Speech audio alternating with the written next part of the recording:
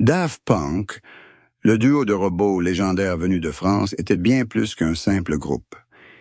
Il est devenu une institution culturelle, un symbole de créativité sans bornes et de mystère absolu, dans un monde du divertissement avide d'ostentation.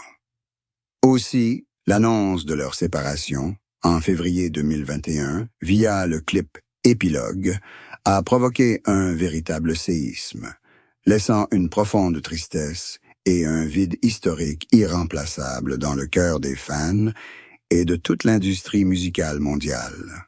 Thomas Bangalter et Guy Manuel de Homem Christo ont passé près de 30 ans à bâtir un empire sonore, des clubs underground parisiens jusqu'au sommet des Grammy Awards.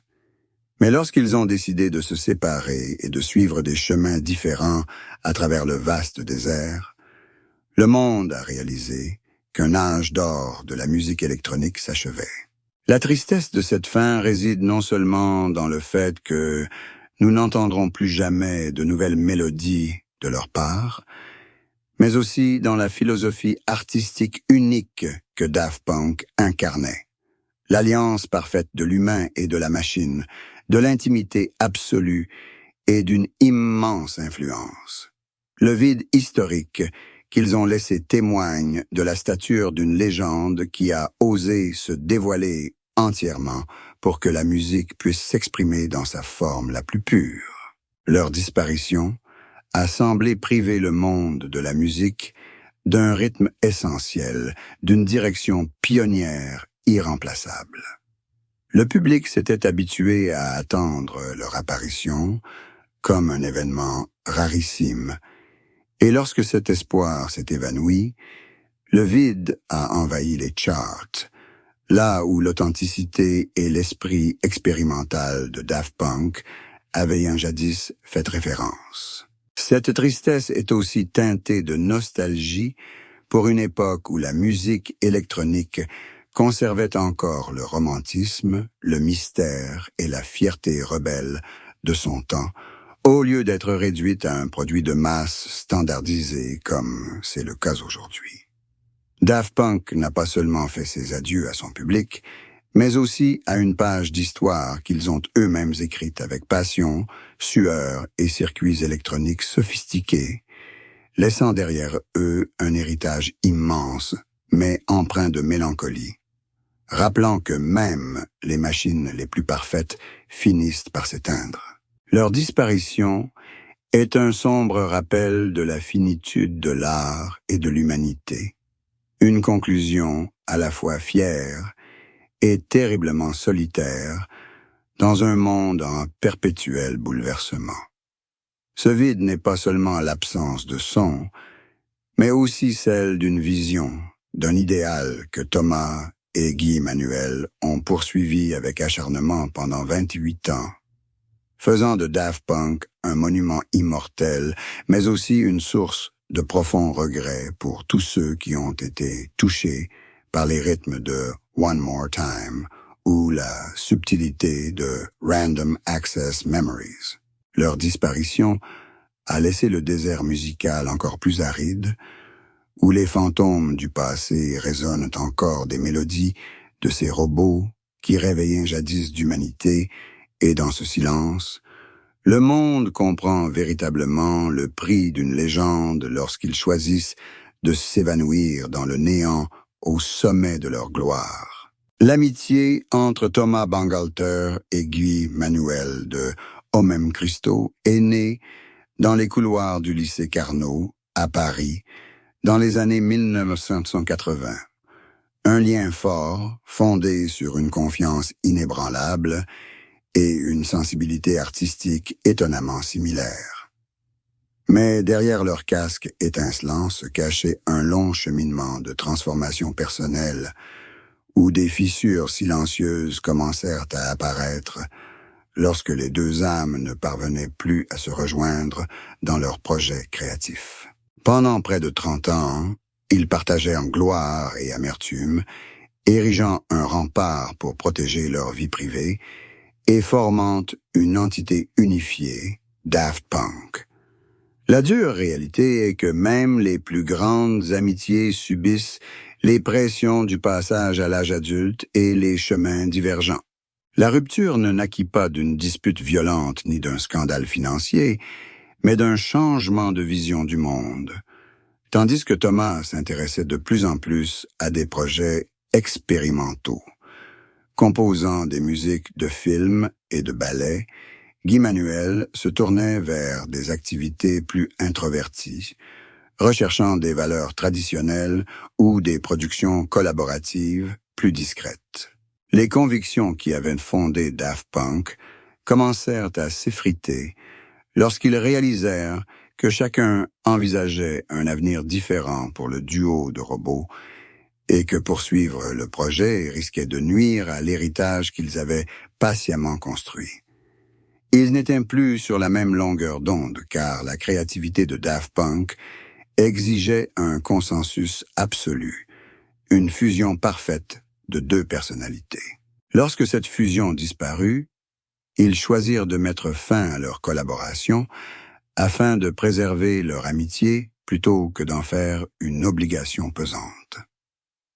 De nombreuses sources proches du groupe ont révélé qu'après le succès retentissant de l'album Random Access Memories, la pression de se surpasser engendra une profonde rupture émotionnelle, entraînant un déclin progressif de la communication entre les deux et des reports successifs et indéfinis du projet d'un 5e album.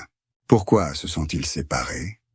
Parce qu'ils avaient atteint l'apogée de leur évolution artistique sous l'égide de Daft Punk, et que toute nouvelle étape sans une harmonie parfaite ne serait qu'une répétition ennuyeuse du passé. Ils s'aimaient tellement qu'ils ne voulaient pas voir l'autre souffrir dans un cadre déjà contraignant. Se séparer était l'acte le plus noble pour se libérer mutuellement, permettant à Thomas d'explorer de nouveaux horizons et à Guy Manuel de trouver la paix dans l'obscurité qu'il aimait. Cette rupture porte en elle l'essence douloureuse du passage à l'âge adulte, où deux hommes d'âge mûr réalisent qu'ils ne peuvent plus être les jeunes robots enthousiastes qu'ils étaient, et que lâcher prise est le seul moyen de préserver la précieuse amitié qui les unissait depuis leur jeunesse. L'héritage de Daft Punk est une magnifique amitié qui a changé le monde, mais sa fin témoigne avec force que même les âmes les plus proches ont leurs limites sur un long chemin semé d'embûches et de pressions immenses liées à la célébrité mondiale. Bien que s'exprimant rarement directement dans la presse, Thomas Bangalter et Guy Manuel de Homem Christo, par le biais de proches collaborateurs et de rares révélations dans des documentaires, ont dévoilé une vie marquée par une pression suffocante, une profonde solitude derrière leur façade robotique et un épuisement créatif qui les a paralysés après des décennies de dévouement. Ils ont créé Daft Punk pour échapper à la célébrité, mais ce mystère même a engendré une autre forme de pression, celle de maintenir leur image, de rester anonymes et d'innover constamment à chaque apparition. Cette fatigue créative découlait de leur quête des limites de la technologie et du son, ou la recherche d'une idée révolutionnaire capable de bouleverser le monde est devenue un fardeau psychologique immense, les poussant à passer des années en studio à la recherche du riff de guitare ou du rythme de batterie parfait. Thomas a un jour évoqué le sentiment d'être prisonnier de son propre casque, incapable de respirer normalement sous le poids des attentes de millions de personnes et la solitude d'un artiste au sommet de sa gloire, dont le visage reste inconnu, est une expérience spirituelle véritablement douloureuse. Ils évoquaient l'angoisse de voir le monde de la musique basculer rapidement vers une numérisation totale, tout en aspirant à l'authenticité des instruments analogiques et aux émotions humaines sincères. Cet épuisement n'était pas seulement physique après les tournées tumultueuses de Alive, mais aussi intellectuel. Ils avaient le sentiment d'avoir tout dit à travers leur musique. La solitude qu'ils ressentaient était la prise de conscience d'être devenus prisonniers de leur propre légende, où chaque geste était scruté et analysé à l'excès, la joie initiale de créer de la musique étant peu à peu remplacée par d'immenses responsabilités commerciales et la célébrité. Après le succès retentissant de Get Lucky, où une notoriété excessive avait envahi leur intimité et brisé la tranquillité qu'ils avaient si soigneusement préservée, ils ont ressenti un profond vide. Cette lassitude créative découlait également de leur refus de devenir des artistes dépassés, prisonniers du passé, et de la douloureuse prise de conscience qu'ils n'avaient plus l'énergie nécessaire pour créer la prochaine révolution musicale. Une réalité qu'ils devaient affronter avec courage. Ils aspiraient à une vie normale, à aller au supermarché, à emmener leurs enfants à l'école sans être traités de robots. La lassitude du monde de la célébrité les a conduits à mettre un terme à leur carrière afin de préserver leur santé mentale et leur dignité artistique. Daft Punk menait une vie trépidante sous une façade tranquille, et l'épuisement mental était le prix exorbitant qu'ils payaient pour la gloire d'être des machines musicales invincibles, une réalité dont seuls les membres du groupe comprennent véritablement le poids de la couronne qu'ils ont portée pendant près de 30 ans. La carrière de Daft Punk a été une succession de triomphes artistiques et commerciaux spectaculaires. Mais derrière les chiffres de vente colossaux et les casques d'une conception exquise se cachait un monde en coulisses, empli de secrets, de sacrifices et de règles strictes à l'insu du public. Le plus grand secret de Daft Punk résidait dans leur contrôle absolu de leur image, grâce à d'épais accords de confidentialité. Toute personne travaillant avec eux devait s'engager à ne jamais révéler la véritable identité ni le visage de Thomas et Guy Manuel, créant ainsi un réseau de silence qui enveloppait tout leur empire. Dans les coulisses de tournées historiques, comme Alive 2007, se déroulait un complexe technologique complexe, avec des systèmes de contrôle et d'éclairage sur mesure coûtant des millions de dollars. C'était aussi là que Thomas et Guy Manuel enduraient la chaleur et l'étouffement terrible, enfermés pendant des heures dans leurs lourds costumes robotiques. Le public ignorait tout des blessures physiques, des pannes techniques frôlant la catastrophe et des débats enflammés sur le décalage d'une seule note, même infime. La réputation de Daft Punk fonctionnait comme une machine bien huilée. Ils utilisaient des doublures lors de certains événements publics pour détourner l'attention des médias, ce qui leur permettait de mener une vie paisible loin de la scène. Un autre secret bien gardé concerne l'album Random Access Memories. Ils ont dépensé des millions de dollars de leur poche pour louer les meilleurs studios du monde et engager les artistes les plus chevronnés afin de réenregistrer des morceaux qu'ils avaient finalement décidé d'abandonner, les jugeant insuffisamment authentiques. Leur perfectionnisme extrême a exaspéré nombre de leurs collaborateurs, mais c'était la clé du style unique de Daft Punk, inimitable. Le public ignorait également les accords secrets qu'ils avaient conclus avec de grandes marques comme Adidas ou Coca-Cola, refusant des sommes astronomiques car ces marques ne correspondaient pas à leur philosophie, prouvant ainsi que Daft Punk privilégiait l'art à tout gain matériel. Leur carrière s'est aussi déroulée discrètement, marquée par des batailles juridiques pour récupérer leurs droits d'auteur auprès d'anciens labels, faisant d'eux des artistes parmi les plus indépendants de l'histoire de la musique moderne.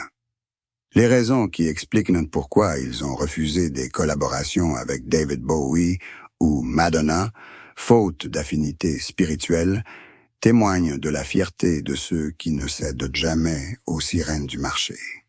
Daft Punk a bâti une forteresse imprenable autour de sa carrière, où chaque décision était calculée comme une grande partie d'échec. Ce que le public voyait n'était que la partie émergée d'un iceberg complexe, rempli de peur et d'une discipline de fer, autant d'éléments que les deux figures masquées ont dû maintenir pour entretenir leur légende pendant près de 30 ans. À la sortie du clip épilogue de 8 minutes, le monde n'a vu que les images d'un robot explosant spontanément dans le désert. Pourtant, la vérité choquante de la séparation ne résidait pas dans les métaphores artistiques, mais dans une profonde crise existentielle concernant le rôle de l'humanité à l'ère de l'intelligence artificielle en plein essor. Des sources proches de l'équipe de production parisienne historique ont révélé que la véritable raison de la dissolution de Daft Punk était un désaccord irréconciliable quant à la future numérisation de leur identité artistique. Thomas Bangalter craignait en effet l'ingérence excessive des algorithmes dans le processus créatif qu'il avait lui-même initié. Thomas, qui avait toujours été le cerveau technique du groupe, a vécu une prise de conscience douloureuse en réalisant que l'image robotique, créée à l'origine pour célébrer la liberté artistique, était désormais exploitée par les géants de la tech et les réseaux sociaux pour redéfinir la musique de manière déshumanisante. Il ne voulait plus être un robot dans un monde où l'IA pouvait créer des milliers de copies de Daft Punk en quelques secondes. Un contraste saisissant avec Guy Manuel, qui souhaitait préserver le mystère et faire de la marque une icône intemporelle. Cette vérité choquante était également liée aux problèmes de santé de Thomas. Il souffrait d'acouphènes sévères depuis de nombreuses années, et continuer à travailler dans le bruit intense des combinaisons robotisées suffocantes était devenu une épreuve physique insupportable. Le véritable moment de la séparation a eu lieu en 2019, lors d'une réunion privée dans leur studio, où Thomas a déclaré franchement qu'il ne pouvait plus se mentir à lui-même en portant un masque, alors que son cœur appartenait entièrement au son brut et authentique de la vie réelle. Un autre secret qui a choqué les fans était l'apparition de failles dans leur stratégie commerciale.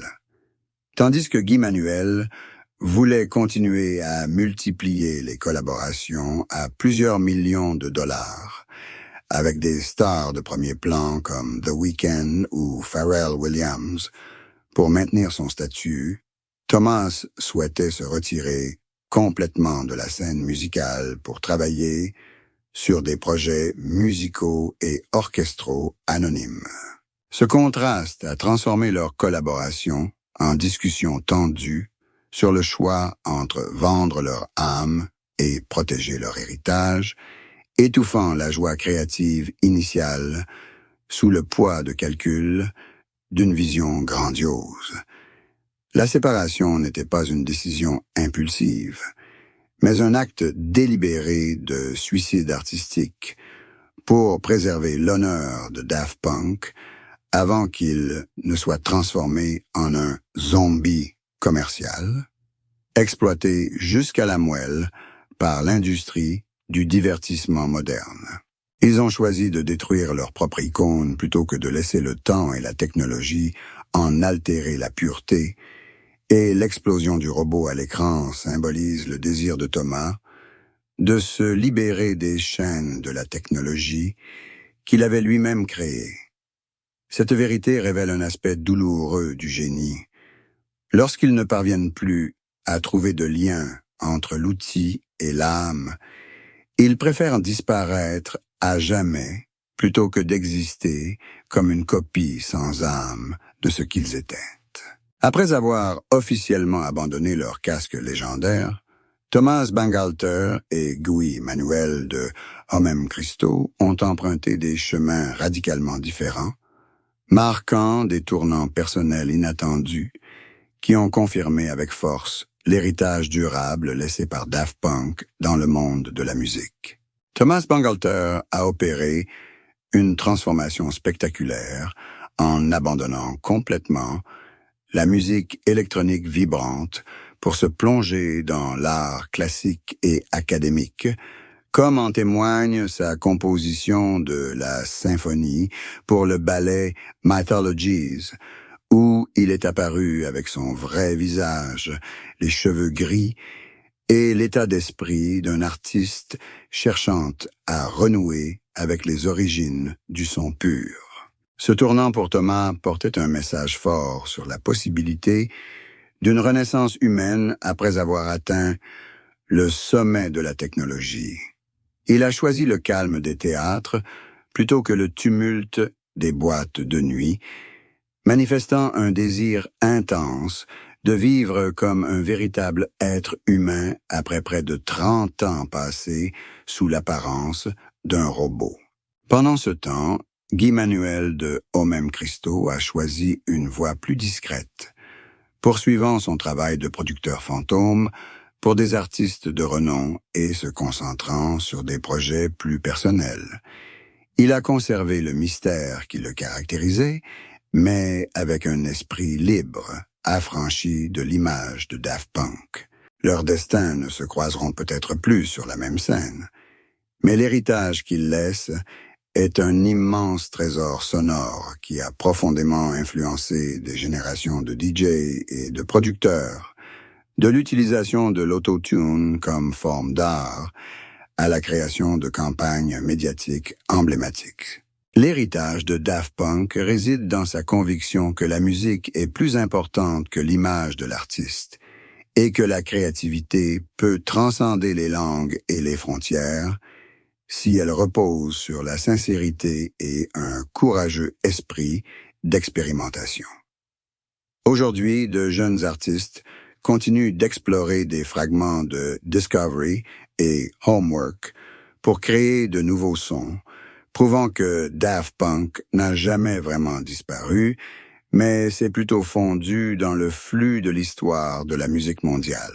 Ce tournant ouvre également un nouveau chapitre pour les fans qui doivent apprendre à accepter que leurs idoles étaient aussi des êtres humains avec leurs propres besoins et que respecter le départ de Daft Punk est la meilleure façon d'honorer leur contribution.